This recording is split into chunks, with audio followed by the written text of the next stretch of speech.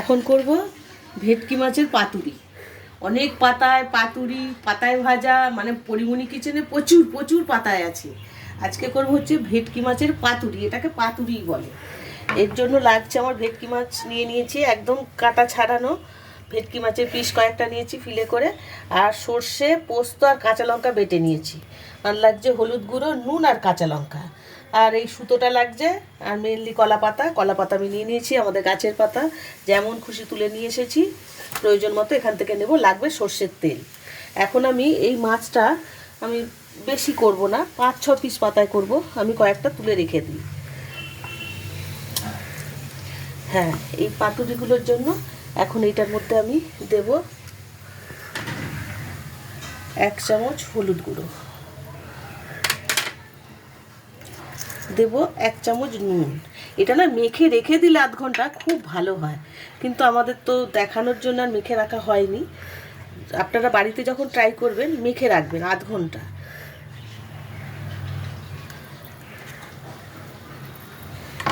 এটা ভালো করে একটু মেখে নিতে হবে।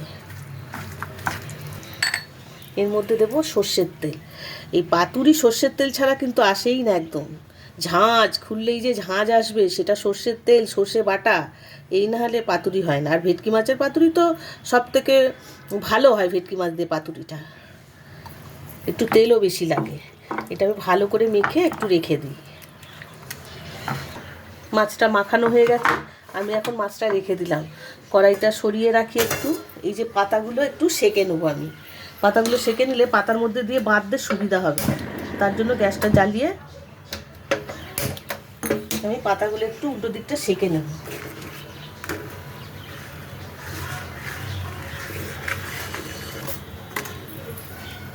আমি সবসময়ই বলেছি, কিন্তু এই পাতার উল্টো দিকে মাছটা দিতে হয়।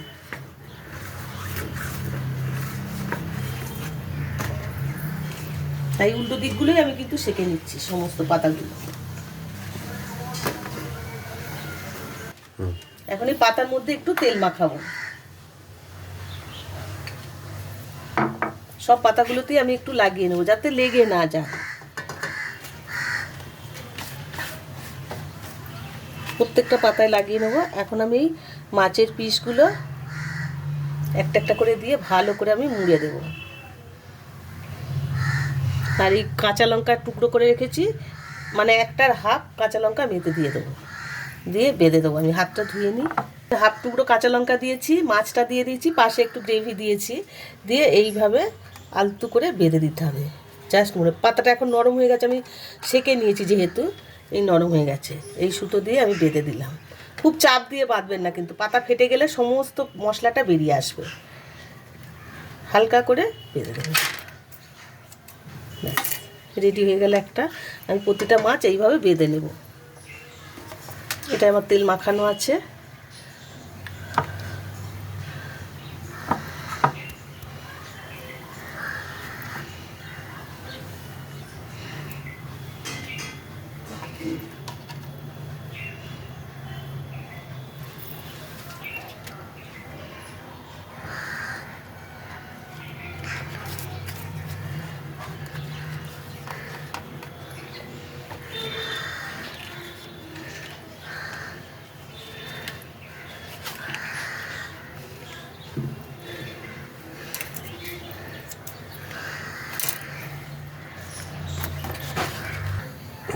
দেখুন, আমি সমস্ত পাতাগুলো মধ্যে মাছটা দিয়ে বেঁধে দিয়েছি। এখন আমি গ্যাসটা জ্বালাবো, জ্বালিয়ে তেল দেবো, দিয়ে কড়াইয়ের মধ্যে উল্টে পাল্টে ভেজে নেব।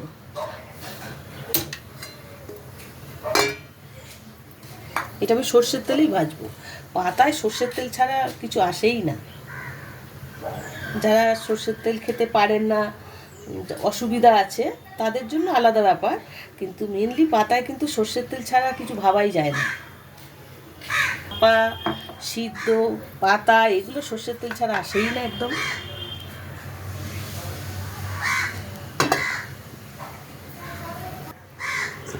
কড়াইতে তেলটা গরম হয়ে গেছে, আওয়াজ হবে কিন্তু। আমি আস্তে আস্তে একটা একটা করে দিয়ে দিই।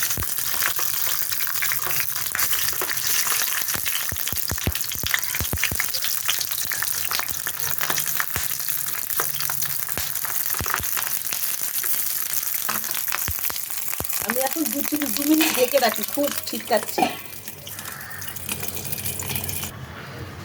ঢাকাটা খুলে দিই, দিয়ে এখন আমি আস্তে করে উল্টে দেবো। ঠিক এইরকম দাগ দাগ হয়ে যাবে ওই পিঠটা, তখন আমি নামিয়ে দেবো।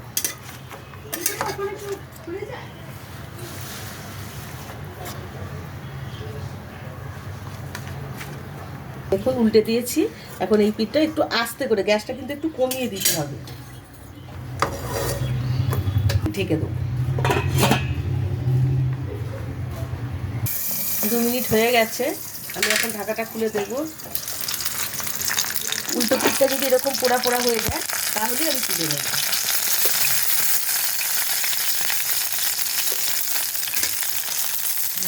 হয়ে যাচ্ছে,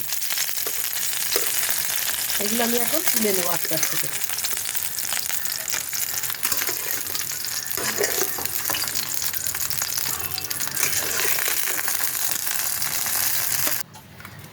দেখুন রেডি হয়ে গেছে আমাদের ভেটকি পাতুরি। এই ভেটকি পাতুরি গরম ভাতে, আর এই গরম গরম পাতুরি আর কিছু আসে না ভাতের সাথে, একদম মনে হবে এটা দিয়েই সব ভাত খেয়ে নিই। একটা আমি খুলে দেখাচ্ছি। আমি সুতো দিয়ে বেঁধেছি, অনেকে আবার সুতো দিয়ে বাঁধে না, টুথপিক দিয়ে দেয়। আমার কাছে টুথপিক ছিল না, তাই আমি একটু সুতো দিয়ে বেঁধেছি। আমি এটা দেখি ঠিক ঠিক হয়েছে কিনা, ভেঙে দেখি। দেখুন একদম তুলতুলে, দেখুন একদম রেডি হয়ে গেছে ভেটকি মাছের পাতুরি। দেখুন।